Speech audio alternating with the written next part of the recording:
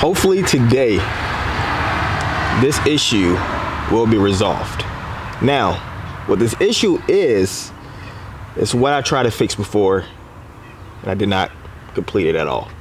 So today I'm trying to fix only this one single issue that's been driving me crazy since the beginning of time. Ever since I installed this part, it's been popping up on my dash, and everybody know I have a really big issue when it comes to my O2 sensors, especially the upstream O2 sensor in this car.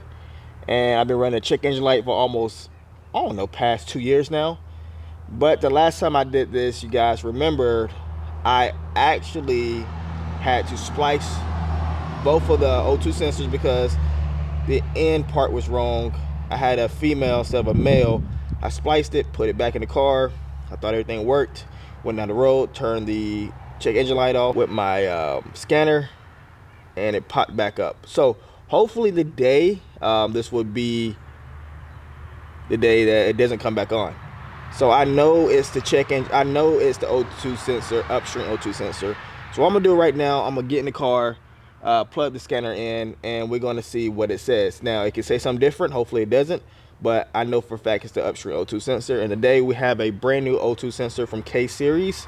I had to go purchase one for $139 with tax, but it's okay because today we're changing this, and it should be very simple to do. It's very easy to change the O2 sensor in the 2015 Honda Civic Si, not that hard. Just take the cowl off, take the plate off in the back, and the O2 sensor sits right there, the upstream O2 sensor. So yeah, so welcome to another video. I know it's been a while since I did any install videos for you guys. It's been a very long time since I did an install video, and I'm so happy that I'm doing an install video for you guys today because I'm happy to be back working on this car. There's a lot of things I want to do. This is the first thing I want to do today, and I'm gonna change my oil. But the next video, guys, we're fixing another issue, and let's work on one issue at a time, and let's go. So let's do this. All right, so right here it gives me the code P2097. It says fuel system is too rich, bank 1. Put in this code P2097, I'm guarantee you it is one of my O2 sensors. We're gonna type this code in online. If you're never not sure what code you're running or what issue you're having, just go to Google, and usually Google will pop up the right answer for you. So it's P2097. It's saying that the fuel mixture in the Honda Civic is too rich after the catalytic converter. So what I'm actually telling you guys is that, you know, I'm running a full exhaust system on this car aftermarket, so that's why it's running this faulty code. But also it can be due to a very bad O2 sensor. So, and how to fix it, they say, is get an O2 sensor upstream. So yes, that's what we are about to do. So I've did this plenty of times.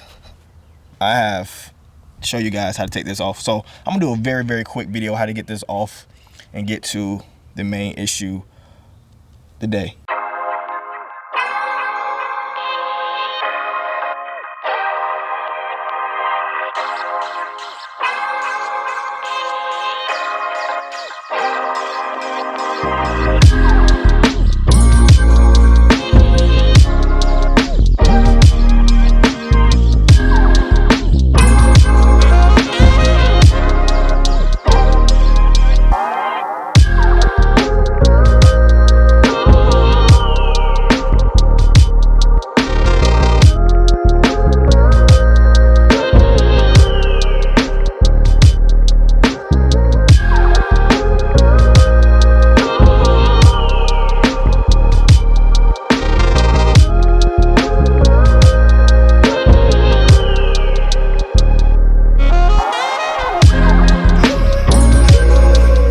This is my problem. So what the first I'm gonna do is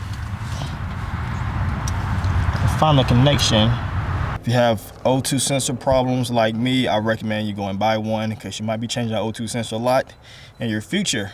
So yes, I did this horrible connection. You can already see it ripped already. I don't know how long it probably been ripped for a very long time, but yes, this is horrible.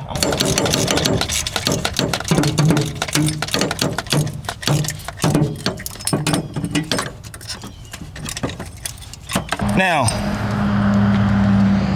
would I recommend anybody doing what I just did? The answer is, if you have electrical experience, I would recommend you to do that.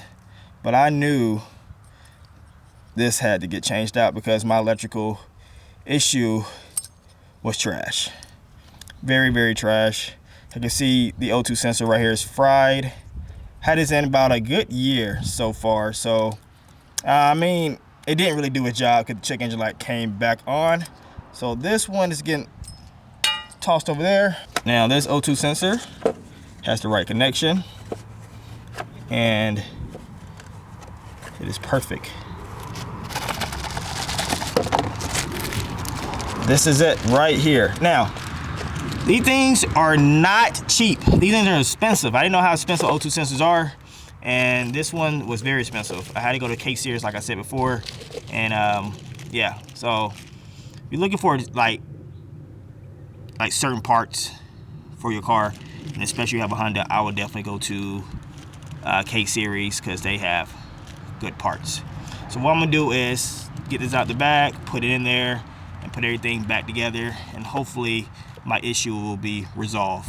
All right, 30 minutes later, I am done doing my O2 sensor. So only thing I have to do now is actually turn the car back on and turn the check engine light off with the scanner and go for a drive and see if the check engine light comes back on. Hopefully it don't, but I'm completely done with this part. Put everything back together like it was, and now we're about to turn the car on. All right, so the first thing I'm gonna do is I'm gonna clear this code right quick. I'm gonna erase the code and the check engine light gonna come off.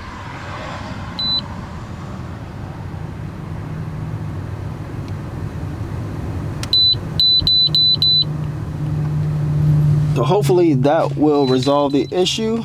So right now I gotta go down the road, get some oil from AutoZone, and I'm going to see if anything's changed. Hopefully it did. If not, I have to go to option B, and I probably just got to get a tune for this car. And that's the reason why I haven't really tuned this car, because I know the O2 sensor has been acting the O2 sensor's been bad. I didn't want to tune a car on a faulty O2 sensor that I tried to fix. So right now, I'm going to turn the car on. Actually, we're going to see how it sounds, but we ain't gonna really figure it out how good it sounds until we go down the road and really drive the car. I give up.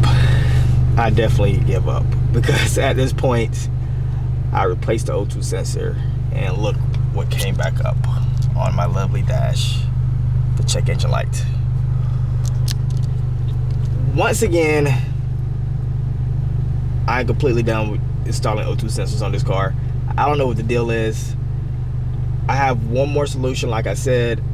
Only thing I probably have to do is I have to go in here and tune the car, basically modify the ECU, and so it won't pop up a code every time